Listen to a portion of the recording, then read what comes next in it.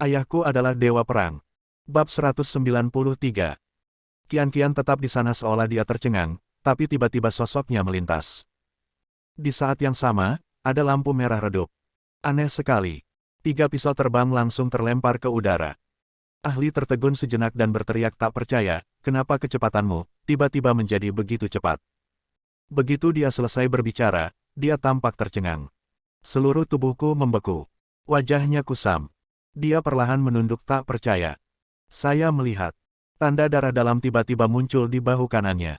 Darah mengalir. Ini jelas jauh lebih serius daripada yang diderita Qian-Qian sebelumnya. Tidak butuh waktu lama sampai darah menutupi lengannya. Bahkan pisau terbang terakhir yang dipegang di tangan kanannya jatuh ke tanah dengan bunyi dentang. Dia tiba-tiba mengangkat kepalanya lagi dan menatap Qian-Qian, yang berdiri dengan tenang tidak jauh dari situ. Dia berteriak, "Bagaimana kamu melakukannya? Kenapa?" Pisau terbang itu tiba-tiba terbang ke bahuku. Kamu bersembunyi begitu cepat, ini bukan kecepatan seorang anak yang seharusnya, bahkan, bukan kecepatan yang seharusnya dimiliki manusia. Aku. Saat dia mengatakan ini, dia bingung. Itu sangat melukai harga diriku. Saat dia menundukkan kepalanya dan melihat pisau terbang terakhir yang jatuh ke tanah, dia mengertakkan gigi. Qian-Qian bertanya, ngomong-ngomong, pisau terbangmu jatuh ke tanah. Apakah itu berarti kamu telah menggunakannya? Kamu tidak bisa mengambilnya. Saat dia mengatakan itu, bayi kecil yang lucu itu masih tersenyum penuh kemenangan. Ahli, ini. Menurut aturan, sepertinya begini. Segera setelah pisau terbang lepas dari tangan Anda, itu penting. Dan dia, meski dia kalah, lukanya jelas jauh lebih berat daripada luka Qian-Qian. Bayi kecil yang lucu itu berkata dengan polos, "Jika kamu tidak yakin, buatlah pisau terbang itu dan terus gunakan. Aku tidak keberatan. Buatlah itu bahagia untukmu. Pokoknya, menurutku aku bisa menghindarinya." Setelah itu, dia juga terlihat sangat percaya diri. Ahli, ini. Kali ini, gilirannya hampir menangis. Bukan karena kesakitan. Itu karena dia dikalahkan oleh anak berusia 5 atau 6 tahun. Ini sangat memilukan. Sebuah suara dingin keluar, "Oke, Qian-Qian, kami kalah, kami bersedia mengaku kalah." Lu Feixianlah yang mengatakannya. Ahli merasa sangat tidak nyaman hingga air matanya akhirnya tidak bisa berhenti mengalir. Dia berjalan ke arah Lu Feixian dengan putus asa dan berbisik, "Nona, maafkan aku. Aku sangat tidak berguna, aku bahkan tidak bisa mengalahkan seorang gadis kecil, dan dia masih berusia 5 atau 6 tahun. Tidak apa-apa, kata Lu Feixian dengan tenang. Dia menepuk pundaknya, lakukan saja yang terbaik. Ingatlah untuk tidak terlalu meremehkan musuh di masa depan. Jika kamu tidak meremehkan musuh, mungkin itu tidak akan terjadi sangat buruk. Qian-Qian mengungkapkan ketidaksenangannya, bahkan jika kamu tidak meremehkan musuh, kamu bukanlah lawanku, ayah, bukankah begitu? Dia dengan senang hati berlari ke Guan Qianjun. Guan Qianjun mengangkatnya dan menyentuh hidungnya dengan lembut. Ya, putriku benar sekali, itu dia. Kamu adalah gadis kecil terbaik di dunia, kami menang. 4 kata terakhir diucapkan kepada Lu Feixian. Kemudian, sambil menggendong Qian-Qian, dia terus berjalan ke depan.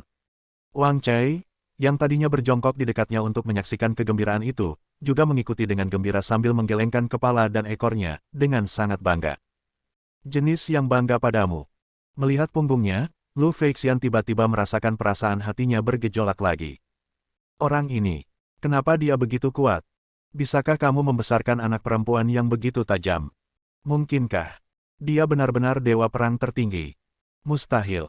Bagaimana yang maha tinggi bisa muncul di tempat sekecil itu dan menjadi seorang ayah dengan seorang bayi? Meski ahli belum pulih dari kesedihannya, dia masih mengkhawatirkan nona muda itu.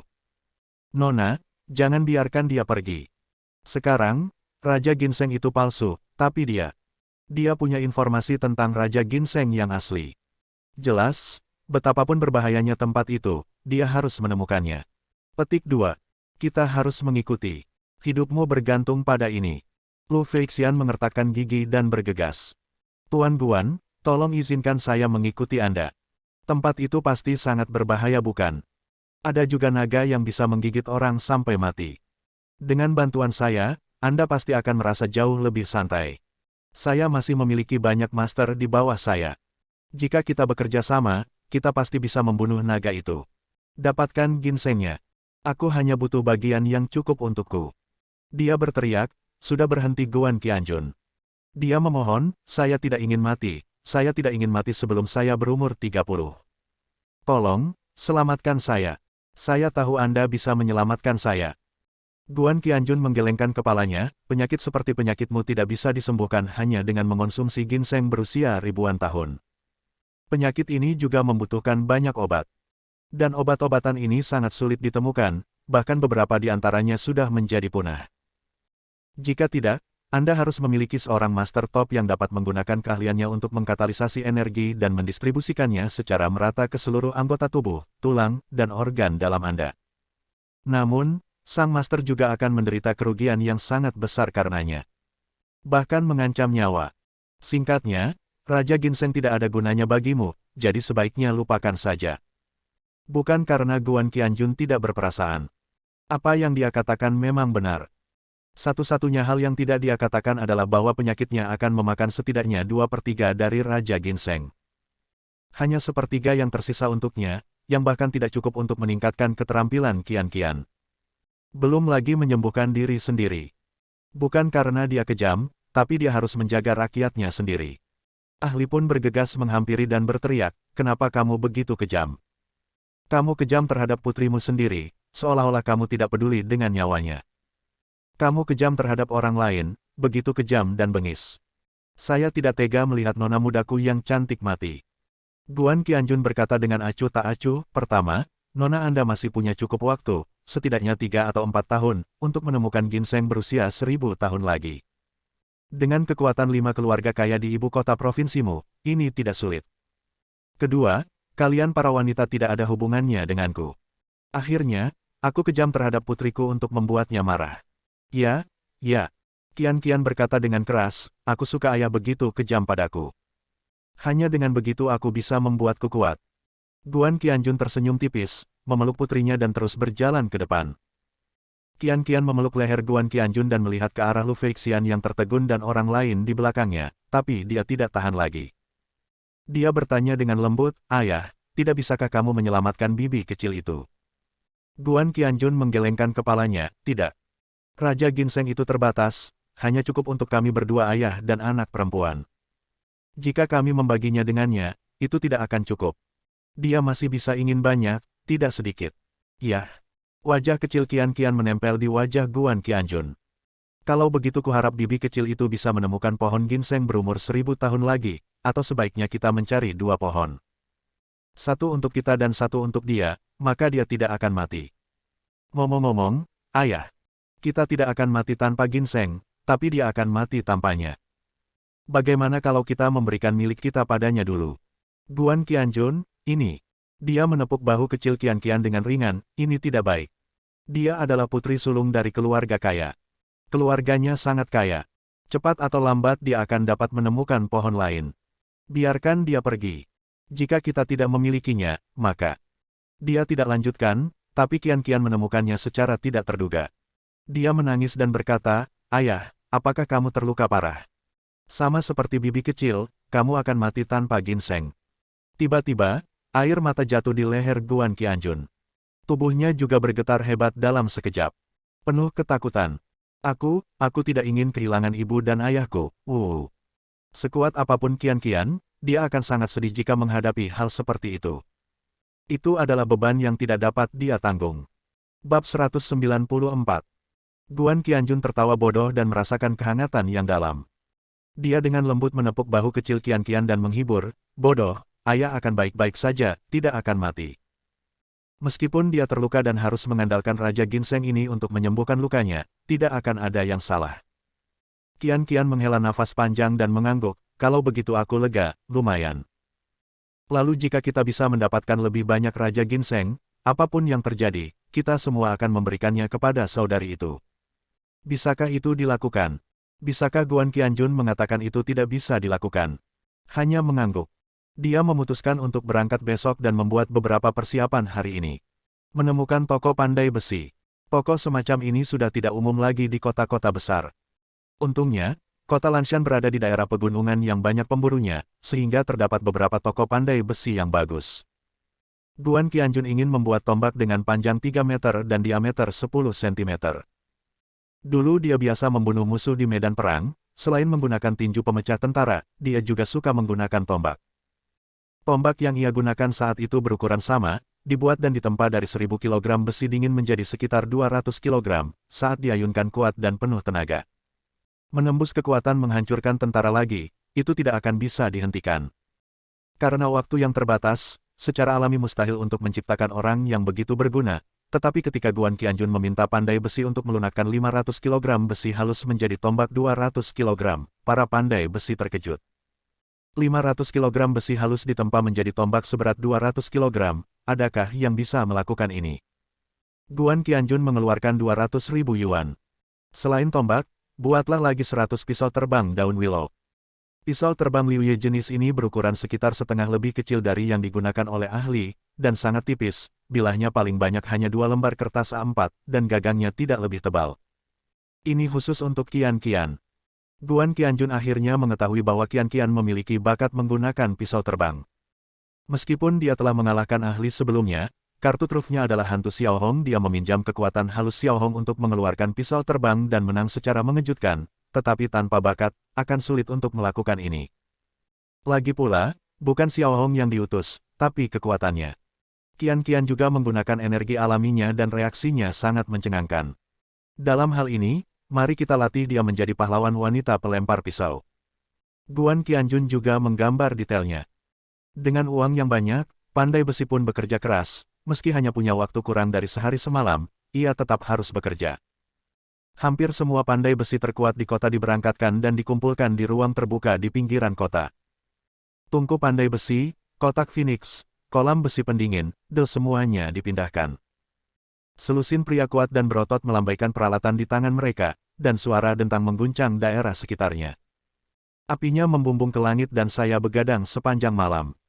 Guan Qianjun juga tidak tidur, dia menghabiskan sepanjang malam untuk mengawasi, dan dia secara pribadi mengerjakan bagian yang paling penting, seperti ujung bilahnya dan bilahnya. Ini bahkan mengejutkan pandai besi paling senior di kota Lanshan. Dia memiliki pengalaman yang kaya dan belum pernah melihat keterampilan pandai besi seperti itu. Ini bukan berburu binatang biasa, ini membunuh orang. Dan ini bukan pembunuhan biasa. Salah satu muridnya bertanya dengan rasa ingin tahu, "Tuan, apa yang Anda maksud dengan bukan pembunuhan biasa?" Wajah pandai besi itu penuh dengan ekspresi martabat, ini bukan hanya pembunuhan biasa, ini membunuh ribuan pasukan. Semua orang menarik napas. Baiklah. Pria ini memiliki aura pertarungan dan pertarungan yang sangat kuat. Yang mengalir di tubuhnya bahkan bukan darah, tapi api perang. Anda harus melakukannya dengan baik, bahkan jika Anda tidak mendapatkan 1 sen pun. Semua pandai besi terlibat penuh. Seekor ayam berkokok membelah malam yang jauh membawa semburat putih perut ikan. Api dahsyat yang seolah membakar malam berangsur-angsur padam. 100 pisau willow terbang telah ditempa seluruhnya dan dimasukkan dengan rapi ke dalam ikat pinggang. 3 pandai besi paling senior, dengan ekspresi lelah dan bersemangat, masing-masing mengangkat garpu besi tebal pada saat bersamaan. Di atas 3 garpu besi itu ada tombak yang kasar dan ganas. Seluruhnya berwarna merah dan masih mengeluarkan garis-garis api dari waktu ke waktu. Tombak merah menyala itu panjangnya 3 meter dan beratnya 200 kg. Setelah ditempa hampir sehari semalam, 500 kg besi halus akhirnya ditempa menjadi tombak seberat 200 kg. Walaupun ketiga pandai besi tersebut sangat kuat dan telah berlatih sepanjang tahun serta penuh kekuatan, namun saat ini mereka hampir menghabiskan seluruh tenaganya, mereka memegang 200 kg tombak panas, dan mereka terlatih-tatih. Tapi keenam lengannya terangkat tinggi, meski berkeringat, tetap stabil seperti gunung. Tiba-tiba, pandai besi paling senior mengeluarkan suara gemuruh yang serak, heroik, dan agung. Tombak seberat 200 kg sudah selesai. Naga itu menyerap air dan menjadi senjata yang hebat. Senjata berat itu seperti naga, membubung ke seluruh dunia. 3 tuan lainnya juga berteriak pada saat yang sama, yang berat senjata itu seperti naga. Terbang. Di seluruh dunia, teriakannya sangat heroik. Para pandai besi di sekitar mereka semua meraung sekuat tenaga secara serempak. Senjata berat seperti naga, terbang, ke seluruh dunia. Suara itu mengguncang ladang dan mengguncang gunung dan lautan. Wajah tuan tua itu penuh dengan kegembiraan, dan tiba-tiba dia berteriak dengan keras, "Saya, Li Sisan, puas." Dalam hidup ini, saya dapat membuat senjata ajaib seperti itu, saya dapat dianggap berhasil. Dia berteriak begitu gembira, dibandingkan dengan wajah tenang Guan Qianjun, sepertinya dia menggunakan tombak. Guan Qianjun mengerti. Setiap orang mempunyai impian dan harapan untuk menjadi yang terbaik di industri favoritnya. Dan tombak ini jelas merupakan karya puncak sang master. Tiba-tiba, tuan tua itu memuntahkan seteguk darah dan hampir jatuh ke tanah. Orang-orang di sekitarnya berseru. Tetapi tuan tua itu berdiri diam, tiba-tiba melambaikan tangannya, dan berteriak dengan keras, "Saya baik-baik saja." Langkah terakhir. Naga itu menyedot air. Orang-orang di sekitar, bahkan penduduk desa yang datang untuk menonton, berteriak, naga itu menghisap air. Menyerap air berarti melewatkan besi yang berhasil ditempa melalui aliran air terakhir. Yang digunakan harus dikumpulkan dari mata air dingin 5.000 meter di bawah tanah. Hanya dengan cara ini dia bisa menjadi sangat kuat dan sangat keras. Kelima pandai besi itu bekerja sama dan melemparkan tombaknya ke dalam kolam yang telah disiapkan. Tombak yang masih menyala itu muncul seperti naga panjang dan hampir jatuh. Tiba-tiba, sesosok naga yang kuat dan cepat muncul, tanpa diduga. Dengan segenggam penuh, dia mengambil tombak yang cukup untuk membakar seseorang sampai mati dalam satu gerakan. Tiba-tiba, semua orang berseru keras. Itu dia. Itu dia. Itu orang yang ingin kita membuat tombak. Apakah dia mencari kematian? Dengan suhu setinggi itu, tangannya pasti tidak akan terselamatkan. Dia. Dia. Lalu, semua orang meraung lebih keras lagi. Mereka tidak dapat mempercayai mata mereka. Tombak membara itu tidak hanya dipegang erat di tangan orang itu. Apalagi dia tiba-tiba terbang ke udara, mencapai ketinggian 7 atau 8 meter. Tombak itu ada di tangannya, dan dia mengayunkannya dengan liar dalam sekejap. Tiba-tiba, tombak itu berubah menjadi ular merah menyala yang tak terhitung jumlahnya, meludah ke udara. Setiap ular api membawa momentum yang sangat dahsyat, dan sepertinya mampu melahap segala sesuatu di dunia ini. Kekuatan penghancur itu, keganasan yang menelan gunung dan sungai, lebih dari sekedar pelangi yang menembus matahari. Setiap pancaran apinya seolah mampu menghancurkan ribuan pasukan dalam sekejap. Bersambung.